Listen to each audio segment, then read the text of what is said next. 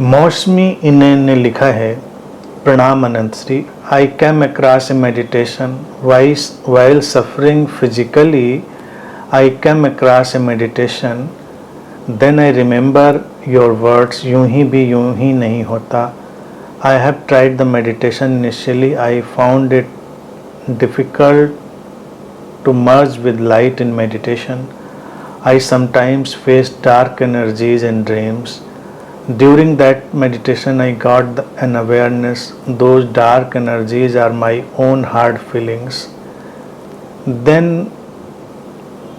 feel very lovable and peaceful close to me.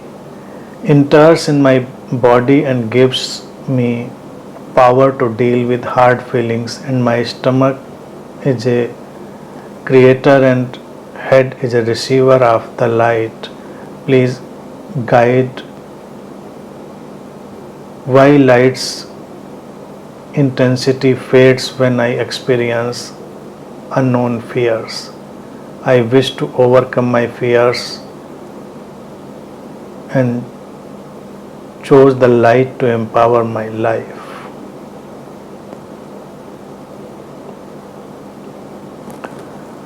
मौसमी ने लिखा है कि उनको जो शारीरिक तकलीफ़ें हैं उनसे निपटने की प्रक्रिया में एक ध्यान उनके सामने आया जो कहता है कि रोशनी के साथ लयबद्ध हो जाओ, या रोशनी ही हो जाओ, या रोशनी में खो जाओ, या अपने पूरे शरीर को रोशनी में भर जाने दो, या कोई रिसीविंग एंड और कोई क्रिएटिंग एंड, ऐसा कुछ तमाम तरह के वेरिएशन हो सकते हैं। और उनको अच्छा लगता है, और ये भी उनको लगता है कि जो नींद में जो डार्क एनर्जीज़ का एहसास होता है वो अपनी ही कुछ अनसुलझी हुई जटिल भावनाएं हैं जो पीड़ित करती हैं।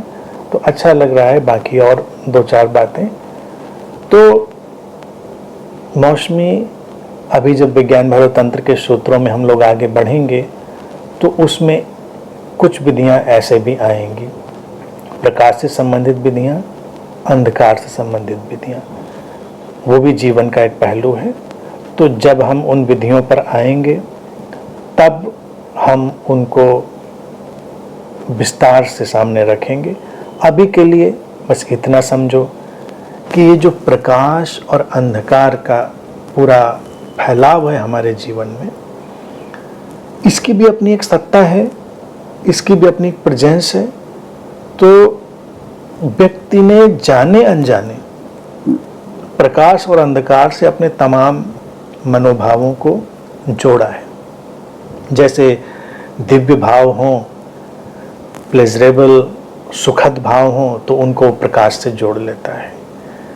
खराब हों, निगेटिव हों, उसको पीड़ित करने वाले हों तो उनको अंधेरे से जोड़ लेता है।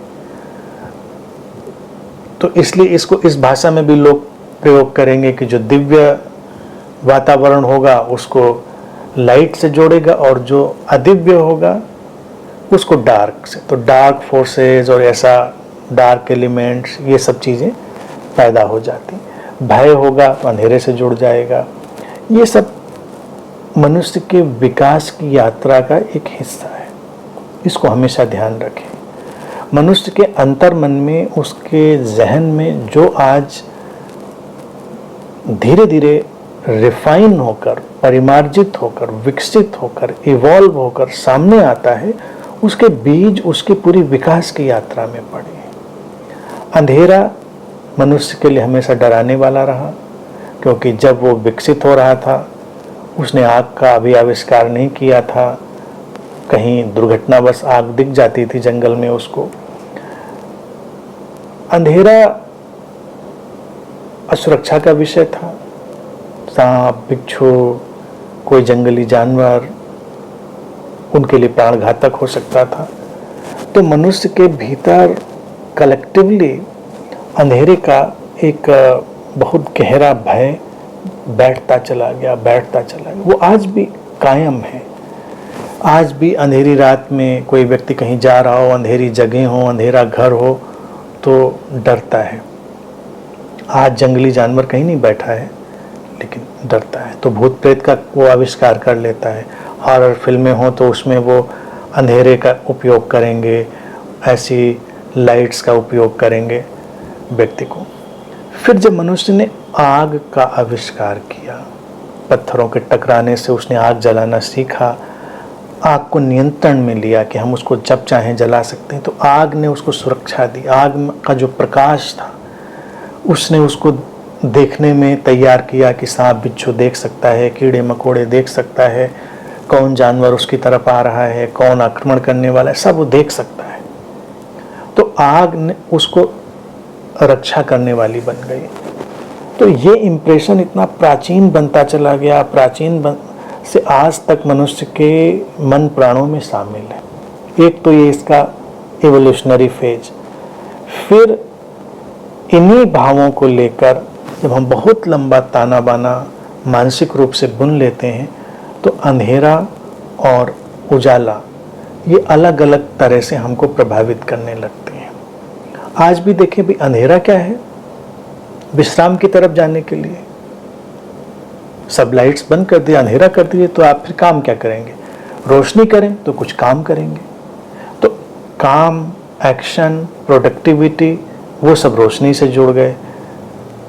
लेकिन अंधेरे के प्रति जो भय है, अब हम अपने विकास की यात्रा में उसको गिरा सकते हैं। तो इसके लिए ही विज्ञान भैरव तंत्र ने अंधेरे की कुछ ध्यान विधियां दी कि कैसे अंधेरे से जुड़कर, अंधेरे को आत्मसात करके, उससे मैत्री करके हम उसके भय और उसके जो उलझाव के सारे ताने बाने उससे पार जा सके। तो दोनों में कोई वो नहीं, प्रकाश से लगाव है तो प्रकाश के माध्यम से चलेंगे, लेकिन अंधेरे का उपयोग करके हम अंधेरे से मुक्त होंगे, उसके भय से मुक्त होंगे। तो अंधेरा विश्राम का एक बहुत ही सहयोगी वातावरण बनाता है। तो जो लोग अंधेरे से डरने लगते हैं, धीरे धीरे वो विश्राम से भी डरने लगते हैं, रिलैक्सेशन से डरने लगते हैं। तो देर सवेर क्या मनोवैज्ञानिक प्रभाव होता है? उनकी नींद प्रभावित हो जाती है, वो इंसोमेनिया से पीड़ित हो जाते हैं, वो सो नहीं पाते ठीक से। क्योंकि विश्राम कैसे करोगे? अगर तुम अपने को छोड़ नहीं सकते तो विश्राम कैसे करोगे? तो इसलिए जीवन तो पूरे एक संतुलन पर खड़ा है। तुम्हें अभी ये चीज़ फायदा करी, उसके साथ तुम चलना चाहती हो चलो, और फिर जब हम इन विधियों पर आएंगे तो एक एक उसका जो सारा फैलाव है, विस्तार है, उसको सामने रखेंगे, तब उसको और गहराई से समझा जा सकेगा।